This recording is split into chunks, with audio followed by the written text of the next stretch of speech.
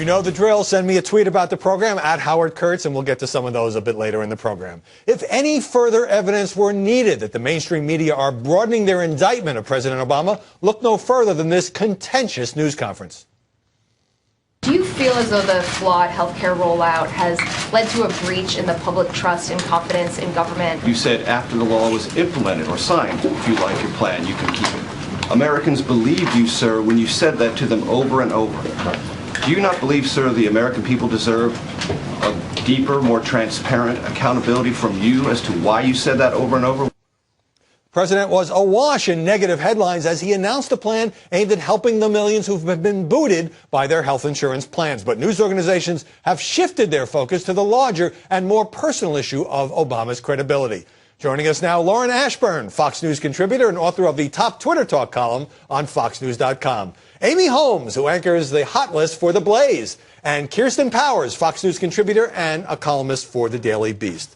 The negative coverage, as we just saw, has turned from Obamacare to Obama himself and questions about his personal credibility. Is this a turning point? Of course it is. This is absolutely a turning point in his administration. It used to be one or two people who were sounding that alarm about him and his personal trust and credibility, and now it's front page news everywhere. The Wall Street Journal, Slate, the Huffington Post, you've got the Washington Post, all saying something about his credibility. In Obama we trust, question mark. And is that justified at this point? It is justified, given the mistake that he has made. And once a president loses this kind of credibility, it is tough to get it back. The health care rollout has been a disaster. Even the president would not deny that. But is the press being unduly personal in now making this not about a policy fiasco, which it has been, but about whether he personally is untrustworthy? Well, he did make those campaign promises over and over again. 2 weeks ago on this show, I said that the emperor was wearing no clothes. I think it's fair to say he's now getting a colonoscopy from the press with the investigations into... That sounds painful, Amy. I think it has been painful for the president. And I think that is why, in large part, he even had this press conference on Thursday, which I think across the board was judged as a disaster. Front page headline in the Washington Post, lack of trust threatens agenda. So there's not a lot of chatter about not just the failure of the program, but the failure of liberalism, potentially. The second term could be toast. Is this unfair, or is it going overboard? Well, I think it's entirely fair. They're covering what's happening. What's happened is the president made a promise that didn't turn out to be true. Americans are upset about it. So they're covering the news, and they should get credit for that. It's entirely fair. You don't want to push back at all? Not even slightly. And I think that the other problem is I think journalists are probably personally angry at the president because they were reporting this to the American people, that this is the way it was going to be, and that no one was going to lose their plan. And people reasonably should trust the president when the president makes such a clear promise. This wasn't a gray area, and people should be able to assume that what he's saying is true. This is exactly what we're talking about, right? If you've lost the press, you've lost Kirsten, who has been a supporter. If you've lost Kirsten Powers, you've lost America? That's it. All right. You're in the Walter Cronkite role. But now there is a dissenting voice at MSNBC, Ed Schultz, who often takes on the media, does not like the coverage, and I guess even at his own network. Let's take a look at that. The mainstream media, I believe, wants Obamacare to fail. They're afraid to do a positive story because they're afraid that somebody might not watch. The media is just cherry-picking the bad facts that are out there, repeating them over and over again, and in many cases, they're making stuff up. Bad facts, making stuff up? What?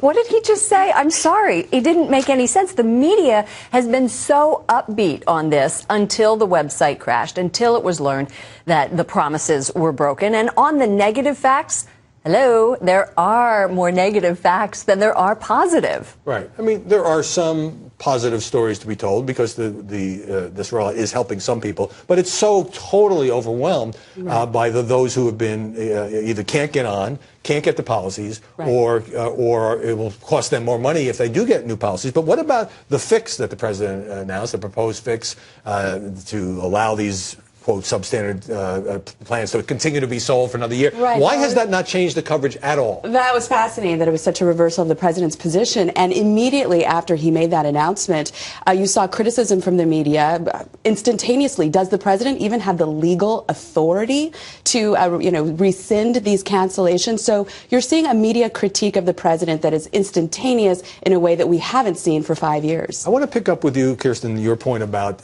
journalists feeling led astray, betrayed, let down, they're angry.